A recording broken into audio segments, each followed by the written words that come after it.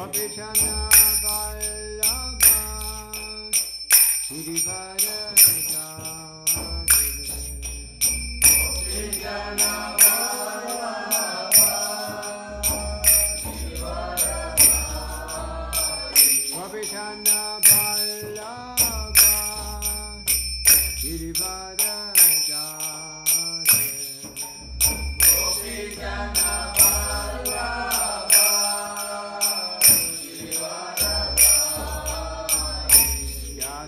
Yashodanandana Rajachana Dandana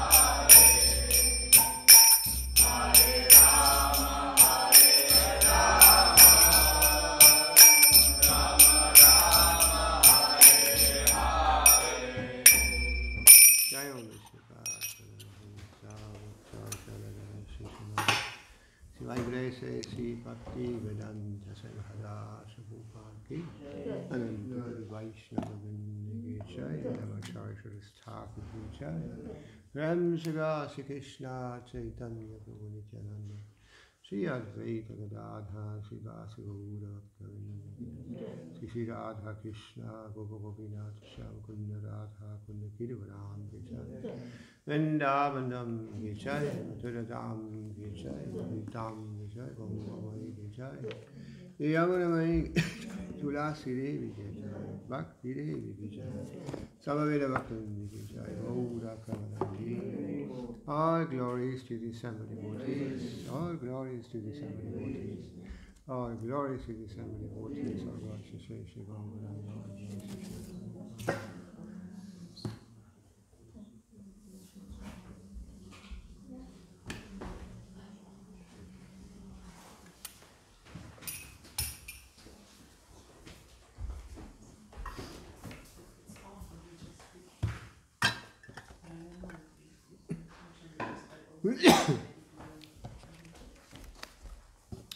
Nam Vishwavadaya Krishna Vasavadaya Shri Bhakti Vedanta Swami Namaste Saraswati Devi Gunamani Pacharine Nirvishesha Sunyavadi Pashtadyani Satari. So we continue with the Transcendental Diary by Sari Prabhu. And so we're still in Vrindavan. Srila Prabhupada was still in Vrindavan. Srimad Bhagavatam class was on Canto 1, Chapter 7, Verse 12, wherein Shuddha Goswami tells his humble sages that he will begin the transcendental narration of Lord Krishna, topics about King Parikshit's birth, activities and deliverance, and relate the renunciation of the worldly order by the Pandavas. Maybe you can translate somewhere in the back. Okay?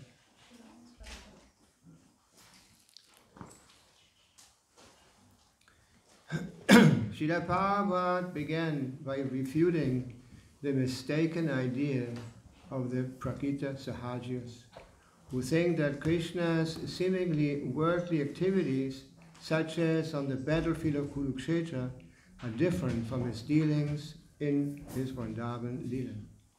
They immediately jump to the Krishna Leela directly with the gopis, and Krishna's activities in other fields, they think it is useless. But that is not the fact. Anywhere Krishna is acting, that is transcendental. So superficially it appears that what a devotee has got to do with his battlefield.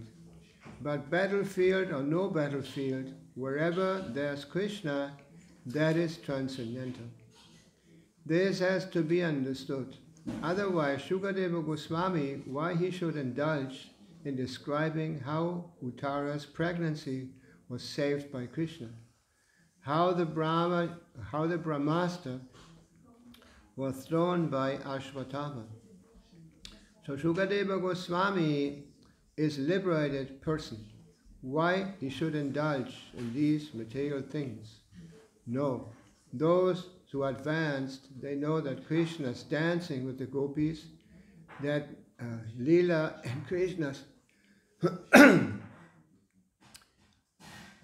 those who advanced, they know that Krishna is dancing with the gopis, that Leela and Krishna is playing as the leader of the battlefield of Kurukshetra is the same. It is all transcendental. One should not make any distinction between the two. Prabhupada also refuted another misconception, that so-called Western mlechas cannot become purified, Vaishnavas, but will have to take another birth in a Hindu family before they can become pure. Sometimes they say that unless the body is changed, how a Chandala can become purified? Yes, body is changing. Dehino asmin yata dehe kaumaram yovaram jara. Tata. Tata means like that. Every moment we are changing our body. This is Dehantara. Krishna says, greatest authority, how you can say that there's no Dehantara? Suppose in my childhood I am born in a Chandala family, but if by initiation, by taking shelter of a pure devotee, I become initiated to Dehantara, is there going on? Sorry.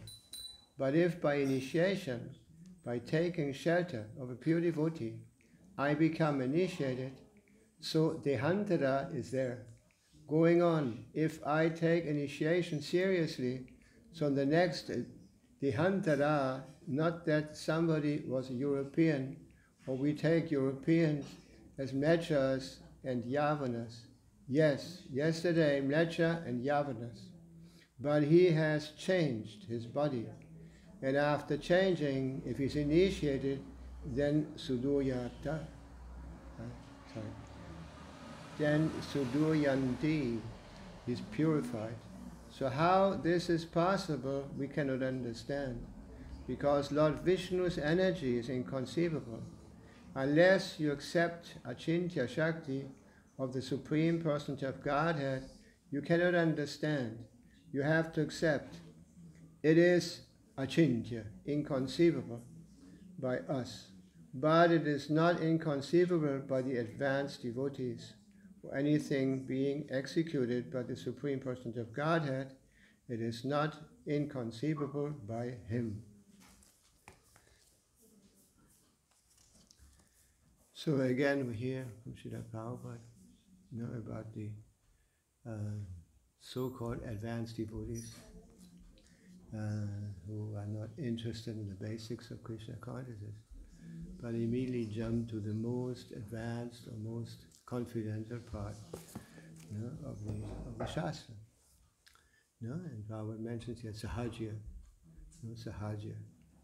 And Prabhupada mentions that in India, sometimes so-called sadhus, they travel and they only speak about Rasa Lila of Krishna and make money with it, present the whole issue completely from a mundane, in a mundane way. And I mentioned before many times that actually Prabhupada never spoke of these topics in public. And he also very carefully gave us the 10th canto, the summarization of the most confidential parts of the 10th canto in the form of the Krishna book. And I mentioned many times also, sorry for repeating it again, that when I started reading Krishna book, I was surprised, how much philosophy was there.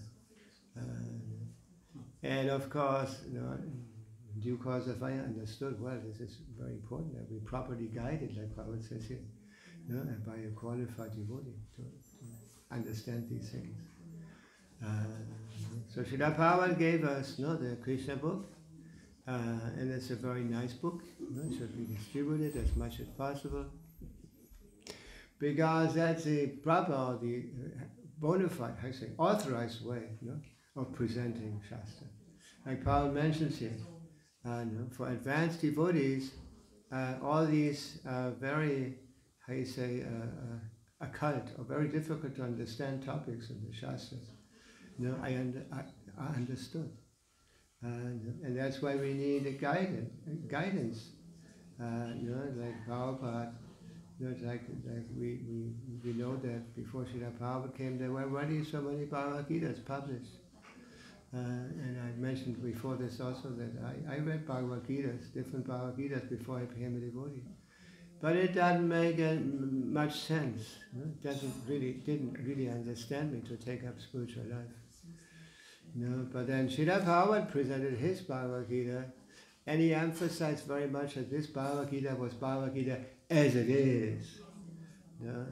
Not as I speculate or I imagine or whatever, what my opinion is. But actually, to understand these things properly, one has to surrender to the Guru Parampara, to receive all these things very, very nicely with the proper attitude. And by following our sadhana life, we become qualified, we become purified, and we develop the proper attitude.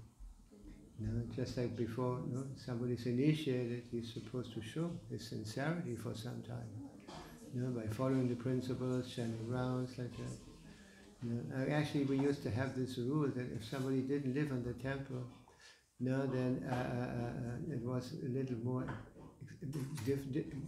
difficult to actually know that these persons were actually following the principles. And that's why normally when somebody is living outside, the time of probation, time of study was much longer.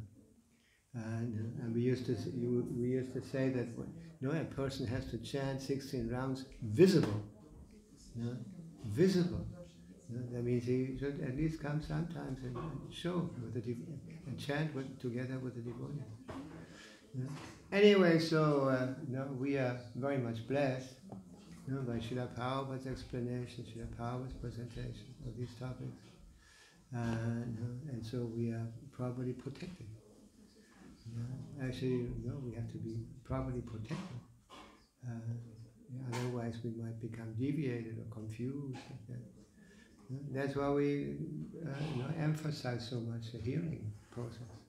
Just like we hear also Prahlad Maharaj, he was explaining that there are principles. Prabhupada actually mentioned 9 principles of devotional service.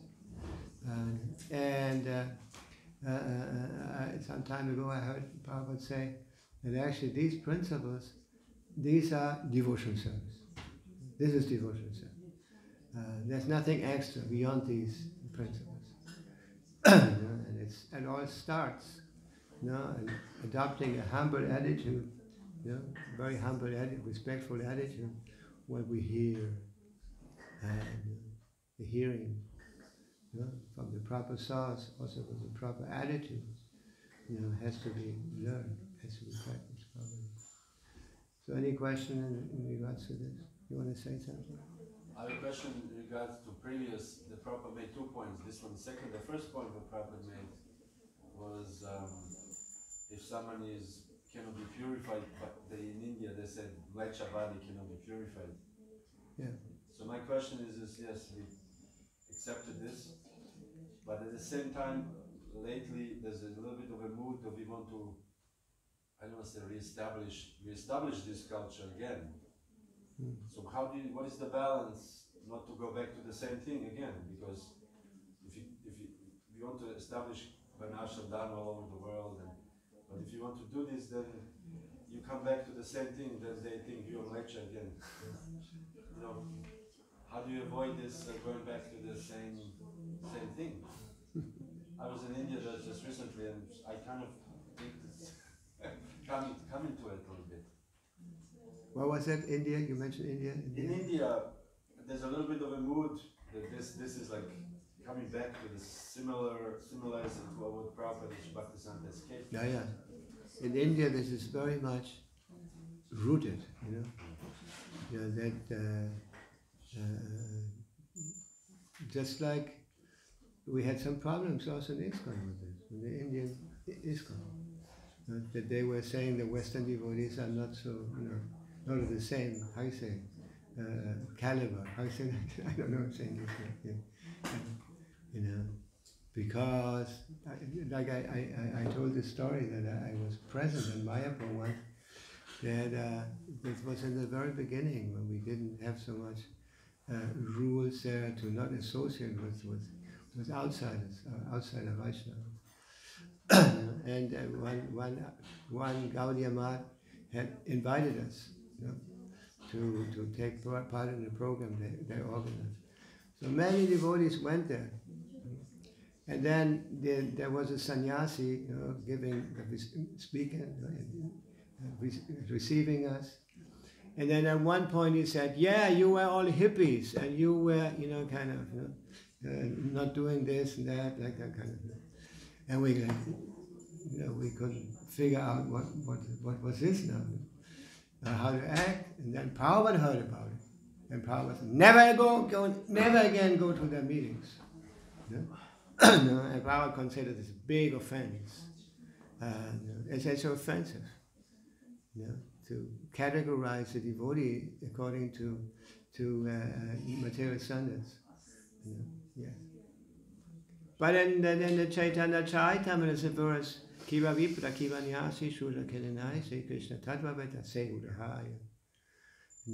If one understands Krishna Tattva, the truth about Krishna, and it doesn't matter whether he is a Vipra, a learned Brahmana, Kiva Vipra Nyasi, or Sannyasi, or Shudra, if he understands the truth about Krishna, he can become a guru.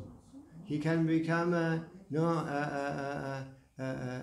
occupy this most advanced post. Yeah, and that's what Prabhupada taught us. And Prabhupada very much defended his disciples also, I remember. Yeah, when somebody started saying something, kind of, how you say, diminishing the devotees, his Western devotees, Prabhupada defended them. Yeah? He said, these are, they did all this, but now they're strictly following the four principles. Right. People were, because they were not following the principle. Yes, I don't know the answer to your question. You should ask our minister of Varnashrama Dharma. I have a book here in my Bible. Yeah, right. He's really into it. He writes books about it. He gives seminars, courses like that. Yeah? He's more expert. Yeah. He's more, I say. And he also he's staying in India, right? I don't remember where he's staying. Yeah, something. He's originally from Australia, right? I don't remember. But he lives in India. Yeah, he lives in India, yeah. So he's directly in touch with all this. Sorry for this. Any more comments or questions? Yes. Как нам Садхана Бхактам понимать принцип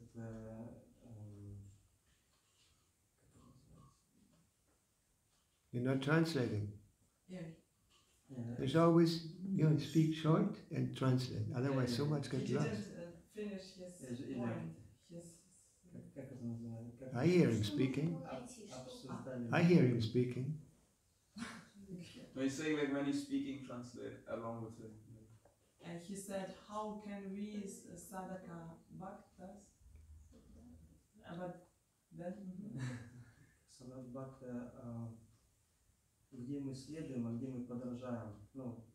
Как обсуждать сахаджи. То есть как нам понимать сахаджи для нас. В себе, в себе. How can we sadhana bhaktas distinguish sahajiya mindset in ourselves and in others? How can we trace it? Yeah, how do you detect this? Well, by good association.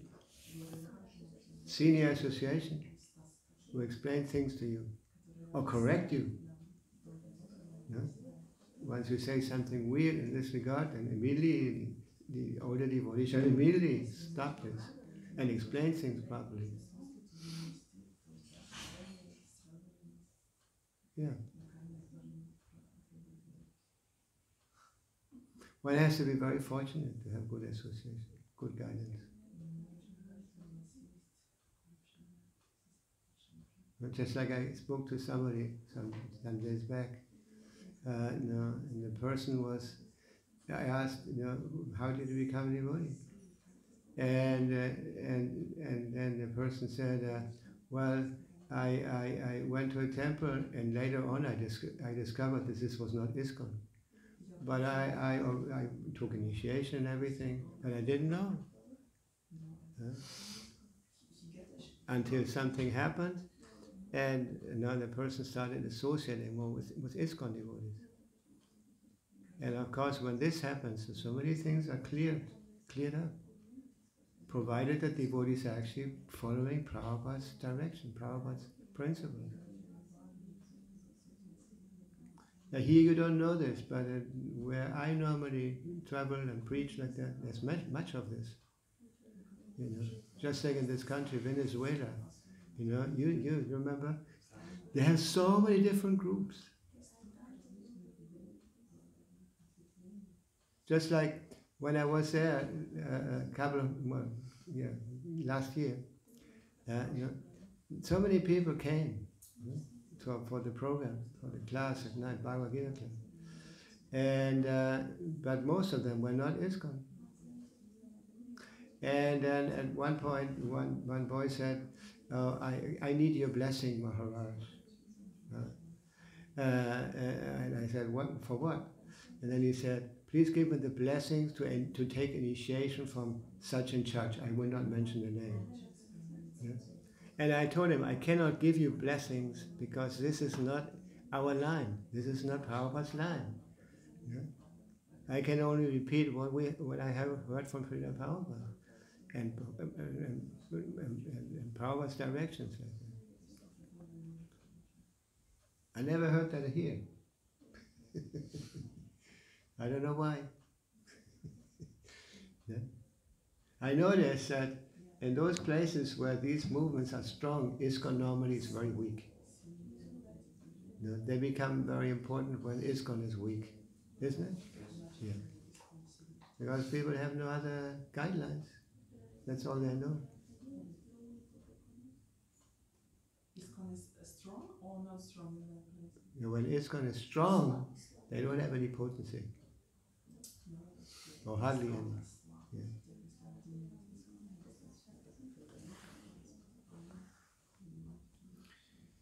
What do you think?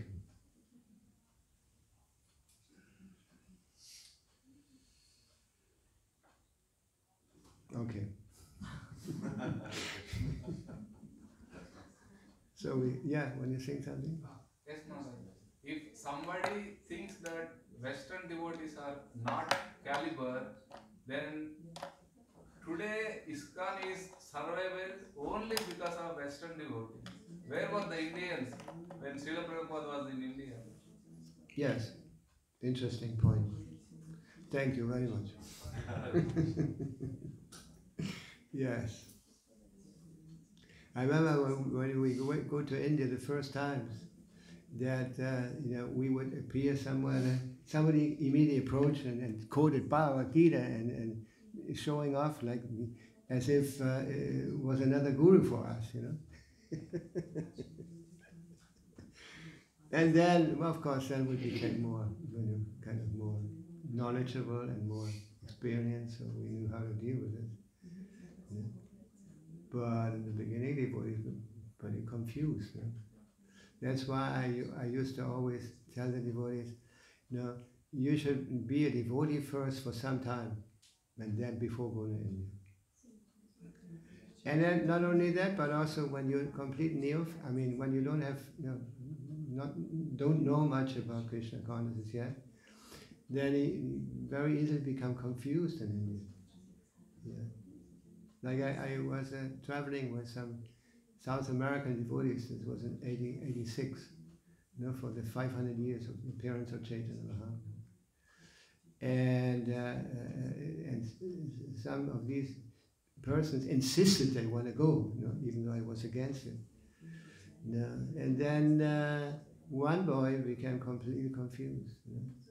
And he, after that, after coming back to Argentina, he was not, didn't like ISKCON anymore. Because he became creepy, he had associated with persons who were not in line. Yeah. That's why I'm always saying that especially when new devotees are going to India, they should be very well guided. That we should somebody to guide them to understand things properly. Yeah. Also, persons who know what is what, in India, and yeah. That's why we need, when you go to Vrindavan and all these places, you need somebody who knows what's what there. Yeah. Otherwise, you don't, you waste your time. There's so many considerations, so many things that need guidance. I don't know if I answered your question. Yes, Oh, you, huh? It's, you answered my question. Yeah, was it a question or comment? I It's don't a remember. comment, Maharaj. You Oh, comment. elaborated the things. Sorry? You elaborated the comment. So, let's continue with the Chaitanya Charitamrita.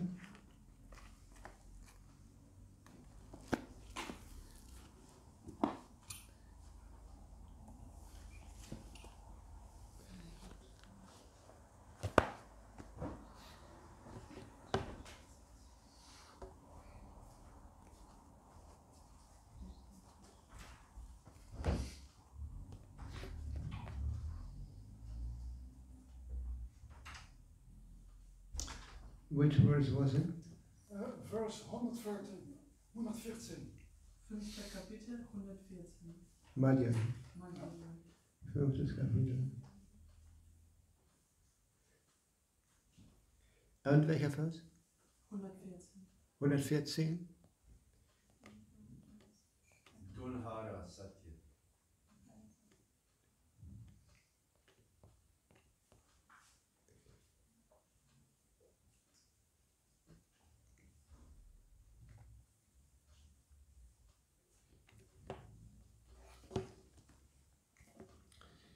Dunihara. Yeah? Om Namo Bhagavate Vasudevaya. Om Namo Bhagavate Vasudevaya. Om Namo Bhagavate Vasudevaya. Om Namo Bhagavate Vasudevaya. Om Namo Bhagavate Vasudevaya. Om Namo Bhagavate Vasudevaya. So, Dunhara Satyatushta Hairan Dunhimagavara. Dunhara Satyatushta Hailan Dunhimagavara. Dui Vipravara Magyanandantara. Dui Vipravara Magyanandantara. Dunhara Satyatushta Hairan Dunhimagavara. Dunhara Satyatushta Hailan Dunhimagavara. Dui Vipravara Magyanandan Antara. Dui Vipravara Magyanandantara. Dunhara Satyatushta Hairan Dunhimagavara. Dunhara Satyatushta Hailan Dunhimagavara. Dui Vipravara Magyanandantara. Dui Vipravara Magyanandantara. Dunhara Satyatushta Hailan Dunhimagavara. Dunhara Satyatushta Hailan Dunhimagavara. Dui Vipravara Mage Ananda Antara. Dui Vipravara Magyanandantara. Dunhara Satyatushta Hailan Dunhimagavara. Dunhara Satyatushta Hailan Dunhimagavara. Dui Vipravara Mage Ananda Antara. Dui Vipravara Anandantara.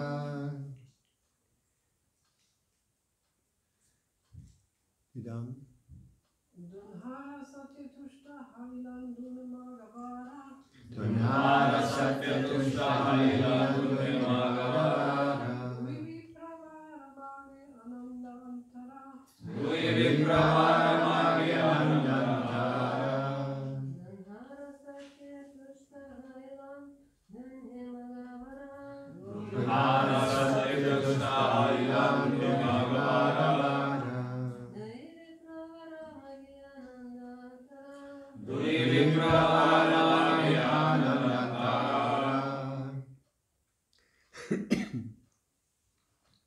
Dunhara Satya. Dunhara Satya. And the truthfulness of both of you. And the truthfulness of both of you. Tushtaha ilan have become satisfied. I have satisfied. Dunhe, Dunhe, both of you. both of you. Maga, Maga, ask. ask. Vada, Vara, some benediction.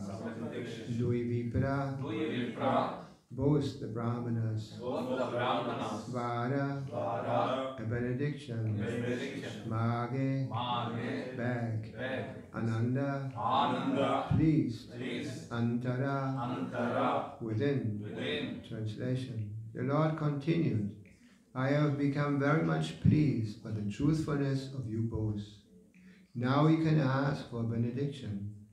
Thus, with great pleasure, the two brahmanas begged for a benediction. So there's no purport. We continue. Yadi varadi vitavara estane sankare hridayatava sarvaroka jane. The Brahmana said, please remain here so that the people all over the world will know how merciful you are to your servants. Gopala rahila dunhe kalena sevana Egite aina sava deshariro kajana. Lord Gopal stayed, and the two brahmanas engaged in his service. After hearing of the incident, many people from different countries began to come to Gopal, to see Gopal. Yeah, interesting here. It says after hearing of the from different countries began to come to see Gopal. This is actually still continuing. Unfortunately, we cannot go into the temple and see the deity as Westerners. You tried? No. Sedeshara Tidishera Raja Aira Ascharya Suninya Parama Santosha Paire Gopala Dekina. Eventually the king of that country heard this wonderful story, and he also came to see Gopala and thus became very satisfied. Mandira Kariya Raja Seva Chalaila Shakshi Gopala Bali Tandra Nama Kyati Haila. The king constructed a nice temple and regular service was executed. Gopal became very famous under the name of Shakshi Gopal, the witness Gopal. Emata Vityanagare Shakshi Gopala Seva Agikara Kari Achena Chirakala.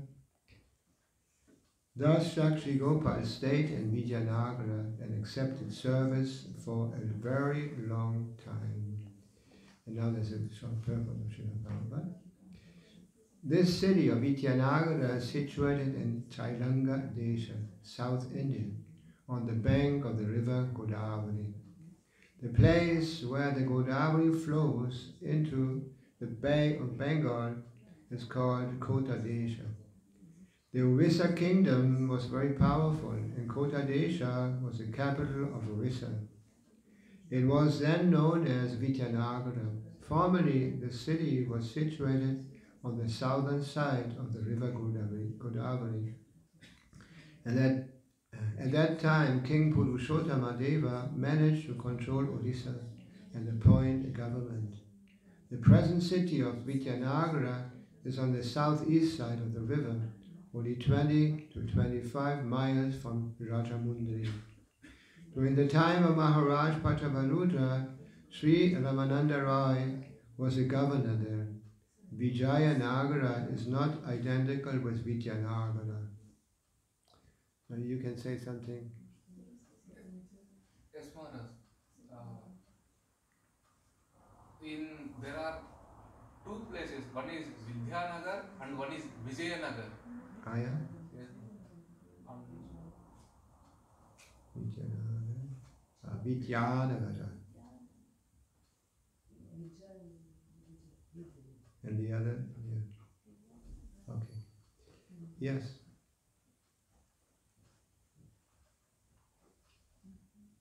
Who has seen the river Godavari? Yes. You went there? You live there, right? No, Maharaj, I saw that. Huh? I saw a river, Maharaj, Godavari. Yeah, Godavari. Yeah. Wasn't that the place where Chaitanya Mahaprabhu met Ramananda Roy? Right? Yes, Maharaj. Yeah. Yeah. It always says here Ramananda Raya. No? But Prabhupada used to say Ramananda Roy. Yeah. Anyway, so that's why Chaitanya Mahaprabhu met Ramananda Roy. It is a very nice story, right? Mentioned in Chaitanya Charitamrita, how he met him. No, actually he had been in Jagannath Puri. No, and what was that devotee who gave lessons to Chaitanya Mahaprabhu? I remember the name. In the Vedanta Sutra. Sarvabhauma. No, when Chaitanya Mahaprabhu came to Jagannath Puri, he went into the temple. Actually, he came alone, even though he had been traveling with the whole group of devotees. Yeah. And he had taken sannyas, so he was traveling with his sannyas danda. And Nityananda was not very, very satisfied. He was actually very unsatisfied with the fact that Chaitanya Mahaprabhu had taken sannyas. So then Chaitanya Mahaprabhu wanted to take a bath, and he confined the danda to Nityananda. And Nityananda was still angry. So when Chaitanya Mahaprabhu came back from the river, he couldn't find his danda. And then he heard that Nityananda had broken it into pieces and thrown it in the river. And at that point, Chaitanya Mahaprabhu decided, no more. I will not travel with these devotees. Yeah? And he insisted that they stay behind, and he traveled alone. So in this way, he came to Jagannath Puri, and he entered the temple. It's another temple where we cannot get in. Anyway, so he went in. Actually, devotees have gone there. Entered there, but I say, what's the name of the black devotee? Bhakti Tillam. Yeah, Bhakti Tillam. He also went in. But they have the custom. I heard that they have this custom in the temple that when somebody comes in and they're not sure, if he's qualified, they talk to them. And they have to discover that he doesn't speak Hindi properly or something like that. Okay, they know this is not a qualified person coming in here. Want to speak Western. I heard that the Viceroy, I don't know how to say in English, Viceroy, the representative of the king in India, they had a Viceroy. What is it called? Viceroy. Yeah. And he had also come to Jagannath Puri to see the deities, but they didn't let him in. Even though they were very powerful, actually it was a colony of the British, and the British were pretty powerful over there at that time. Yeah? And he could only look over the wall by going into the light. They said on the Lion's Gate, the main gate, there's a library opposite, something like that. They have many stories. So the only way you can look over the wall is going to that place. And I heard that the Viceroy also, he had to go up there and look. And it's interesting, when you go up there and you look over the wall, you see all these kitchens, because they cook a lot of prasadam there in the temple. Yeah? And you see the cooks, with their turbans, and they have something here also. Yeah, like that. Anyway, so what was the point I wanted to make?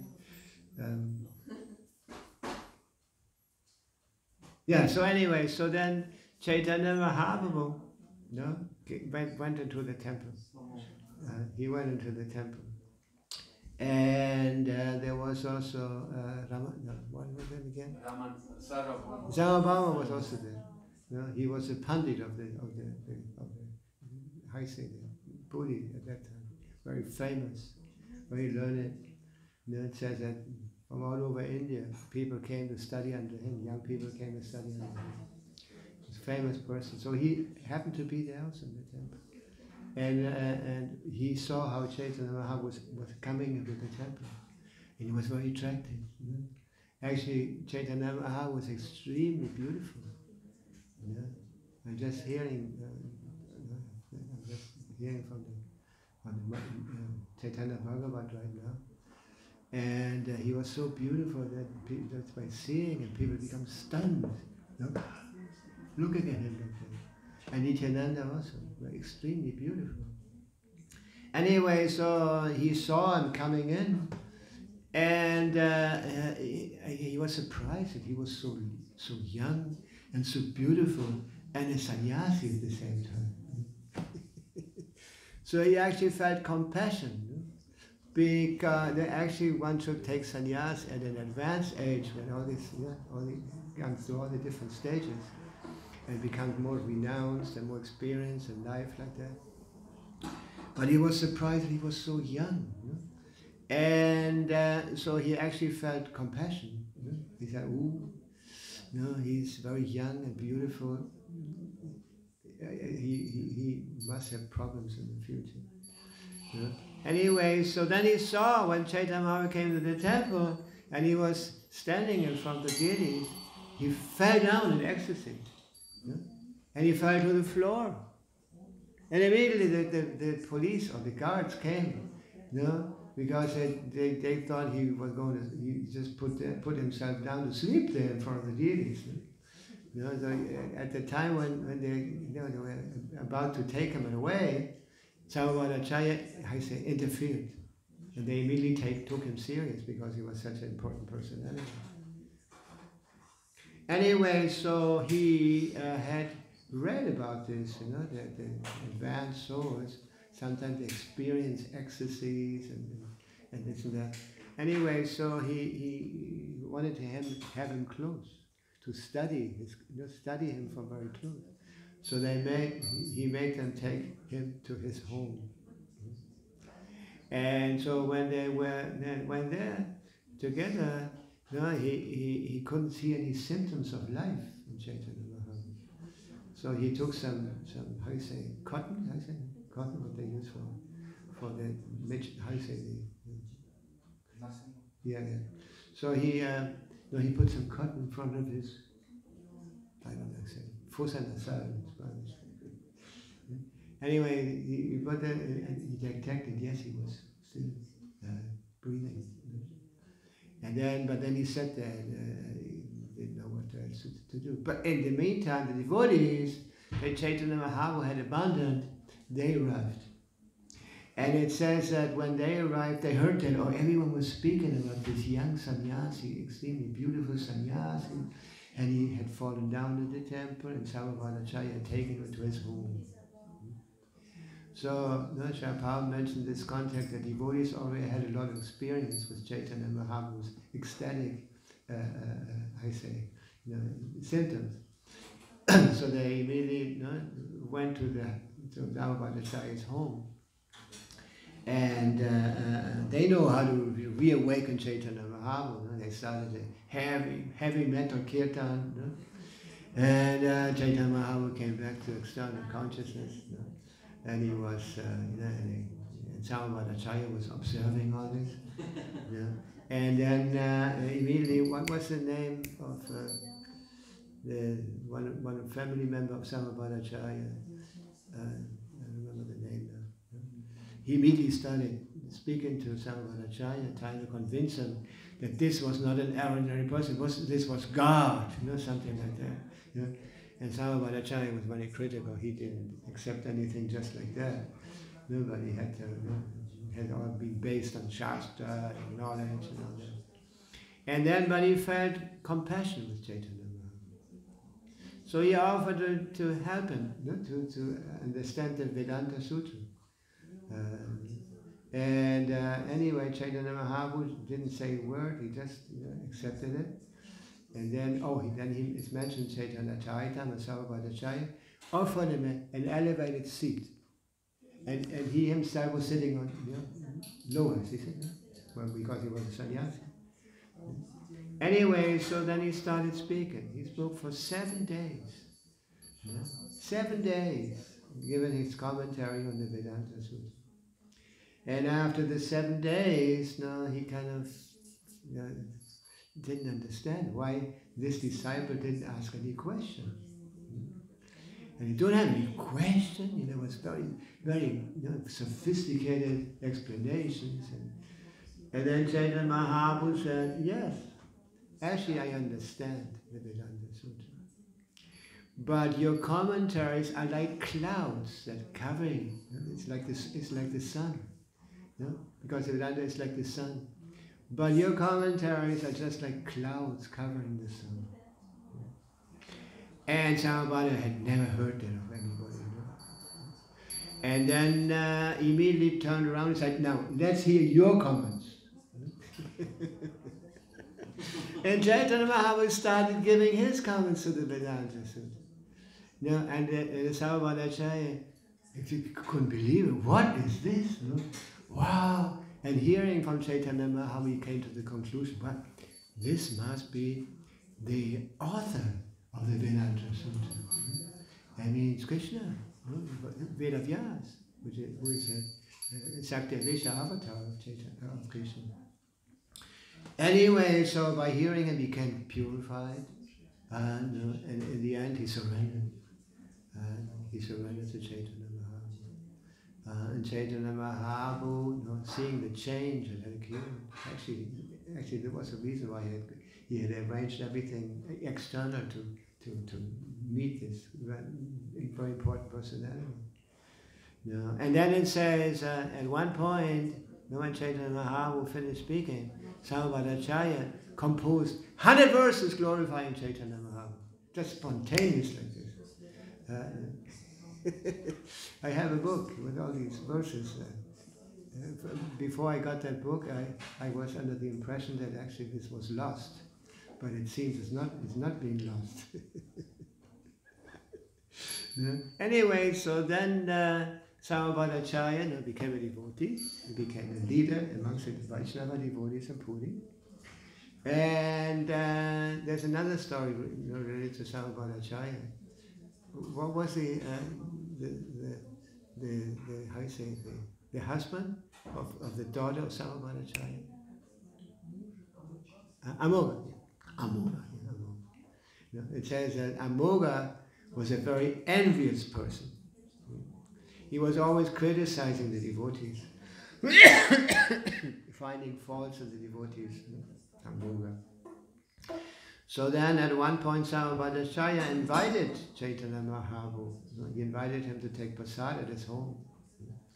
And Chaitanya Mahaprabhu actually didn't want to go there, because he thought, I'm a sannyasi, and if he cooks, he will cook a big feast, and this is bad for my name, how say it in English? Yeah. People will start speaking about that. Sannyasi eating a great feast like that. Anyway, so Sarvabhauma insisted, and finally Chaitanya Mahaprabhu accepted the invitation, and he went to his home. And he told him, that nobody should come. So then Sarvabhauma closed the door, and not only that, he also put a pole, a stick. How is that? A stick? Ein Knüppel, wie sagt man? In der Nähe der Tür. Anyway, so close to the door. You're very fortunate, because she also can translate from German, not only English. Anyway, so then Amoga, why he was taking prasad very nicely, very satisfied with what they had cooked for him. All of a sudden the door opened. Bam! The door opened. And Amoga was there looking at Chaitanya Mahaprabhu. What is this? A sannyasi eating so much?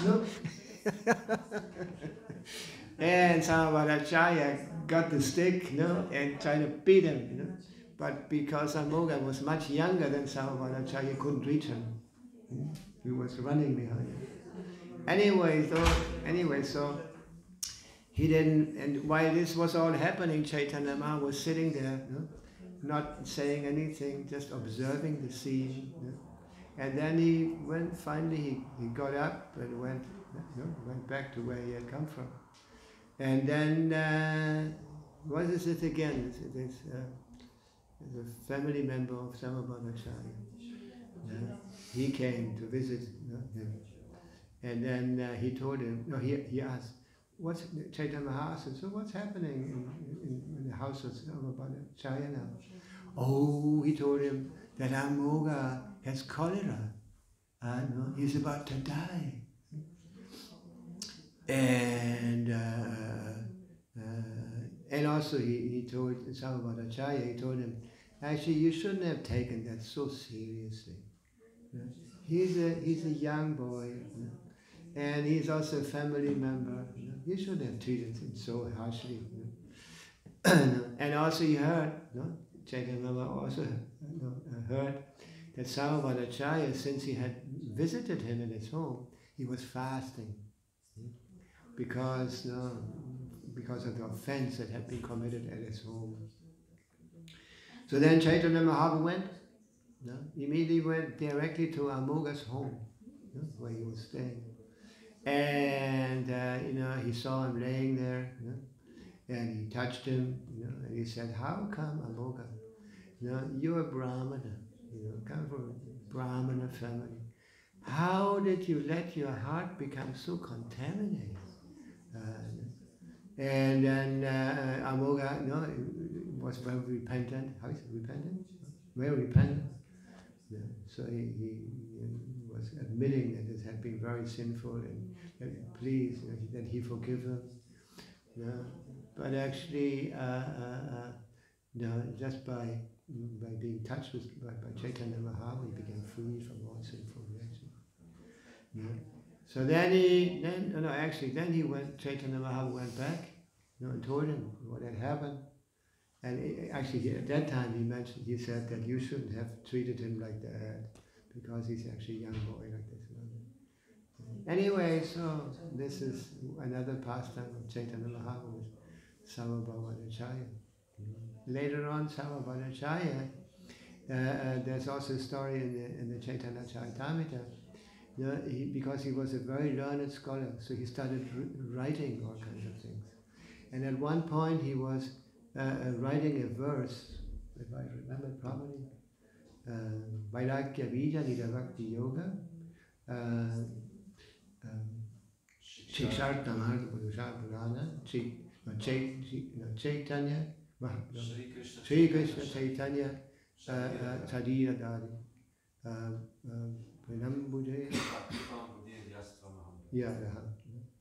So he wrote in the verse that actually, that Chaitanya Mahaprabhu was Krishna, is God, to teach us real vairagya, and real, vidya, real knowledge. And so he was about to show this verse to Chaitanya Mahaprabhu. But before he was able to see Chaitanya Mahaprabhu, he showed this verse also to to the Vaishnavas. And the Vaishnavas, they copied the verse. And they put it on the wall outside of the house where Chaitanya Mahaprabhu was staying. Because they knew what would happen with this verse. As soon as Chaitanya Mahaprabhu saw the verse, he ripped it into pieces. Because he was playing the role of a devotee. He was not accepting that anybody directed himself to himself as God. At least not in public. Not in public. Anyway, so very nice you know the verse. It's awesome. Anyway, so these are some of the pastimes of Chaitanya Mahaprabhu. And I remember we went once in Puri. I'm not completely sure, maybe you can help me also. We went to the place of Samabhanacharya. And I remember there was a painting, a big painting of Chaitanya Mahaprabhu with the 6 arms. What was that? Satpuja, 6 hours, the form of 6 hours. And I like that photo, that painting so much, and I tried to make a photo, but it was forbidden to make a photo. And anyway, I just kind of, took a photo, and I still have it in my computer. So Sarvabhaumacharya was a very important devotee of Chaitanya Mahaprabhu. That's why so many pastimes are mentioned in Chaitanya Charitamrita. Yeah, maybe any question, or should I continue the reading? Any comments? Did I tell everything correctly? Huh? Perfect, Maharaj. Yeah? Everything is perfect. Huh? Everything is good, Maharaj. Maybe you haven't read so much in Chaitanya Charitamrita that you didn't detect any imperfections.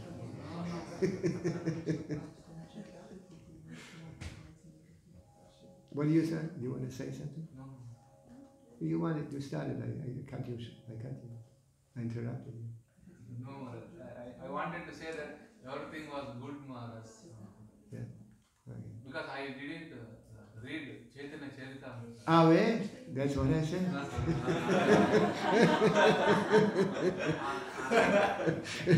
I am hearing in the stories. Yes, so you should all read Chaitanya Charitamrita. Yeah. I have a question. Yes. Who wrote the Chaitanya Charitamrita? Like who? Like for example, I know like Krishnadas Kaviraj. Krishnadas Kaviraj. That's his name. Was he also devotee? Like was he disciple of Chaitanya? He was a devotee, of course. I mean, like was he? Actually, this was he a Chaitanya disciple Charitamrita is considered the most important publication about Chaitanya Mahaprabhu. Was he disciple of Mahaprabhu or was he like before him or something? Actually, I heard in the beginning he gave the name Chaitanya Bhagavat. Yeah? But then he changed it because there was already a book, Chaitanya Bhagavat. And also Chaitanya Bhagavat and Chaitanya Charitamrita, for example, Chaitanya Bhagavat, there's many pastimes of Chaitanya, they're not mentioned here. Why is this? No? Because this is a kind of Vaishnava etiquette. And somebody else is exposing on this that one should not try to surpass, right? No? But question, like in this, I've noticed that I've heard, like I'm not so sure about it, but not everything is mentioned from Mahaprabhu's life, right? Like some of that, for example, he had disciples, they were called the Panchasakha. It's written in Chaitanya Charitamrita, but not so much is mentioned about them in detail. It's just like there's just one word. The Pancha what?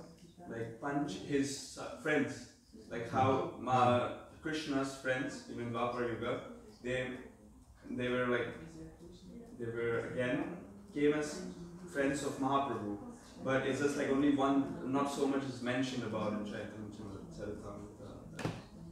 Can you speak again a little louder, the last part? Yeah, like, so there were like the Panchasakha is like term used for Mahaprabhu's friends, best friends, Yes. confidential friends. And not so much is mentioned about it in Chaitanya Charitamrita. It's just, there's just one paragraph, so like, is there any... Yeah, there's more texts written by the associates of Chaitanya Mahaprabhu, but they're very advanced. But it's not a discussion. He's asking a question, you answer, it's enough, Yeah. It's not your personal discussion. Yeah. Did you listen? Did you listen, Mike? Did you listen? Yeah. When I was speaking, or you were just thinking what to say? No, I was still just wondering. Yeah, there's much more literature. Yeah, but we should better follow Srila Prabhupada first. Yeah, there was one incident where a devotee was telling Srila Prabhupada that he was reading a book a book by Bhaktivinoda Thakur, or Bhaktisiddhanta, I think, Bhaktisiddhanta. And Prabhupada said, this is my guru, this is not your guru. Yeah? That means Prabhupada, when he presented his books, his commentaries, actually he was reading the commentaries and considering the condition nowadays, according to time, place, and circumstance, Prabhupada thought to present it like this. Yes. Do you understand what I said? Yeah, I understood. Yeah. Because it's according to Actually, the Prabhupada's purports and Prabhupada's books are like, practically the essence of all the previous commentaries of the previous acharyas. There's even the book still there. In Mayapur, in Prabhupada's room, it contains the commentaries of the acharyas. How many were there? 12? Ashta, 8. Yeah, eight acharyas. Yeah. And it's still there. Yeah, thank you. So we should follow what Srila Prabhupada. Prabhupada was very, inspired by Krishna to present Krishna consciousness according to time, place, and circumstance. Yeah, it actually requires a lot of intelligence. Yeah, and Krishna gave him this inspiration. Yeah. Actually, everything that Prabhupada did was directly directed by Krishna. Yeah. He gave him the knowledge and the intelligence to, according to his mission. Yeah. It was a mission to present the teaching of Chaitanya Mahaprabhu to the world, the rest of the world. Yeah. It was no small thing.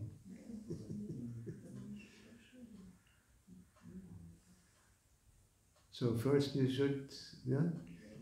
should go step by step. Bhagavad Gita as it is. And then also Prabhupada gave us in the beginning, he gave us the teaching of Chaitanya Mahaprabhu. Because Prabhupada was actually not sure if he would actually be able to give us a Chaitanya Chaitanya. Just like he gave us the Krishna book also. Because Prabhupada also didn't know if he would actually come to the 10th canto. And amazingly, Prabhupada took us all the way to the 10th canto, not complete. But it's just amazing. Very short years and such excellent, profound explanations. I remember when Srila Prabhupada came to Germany, exactly 50 years ago.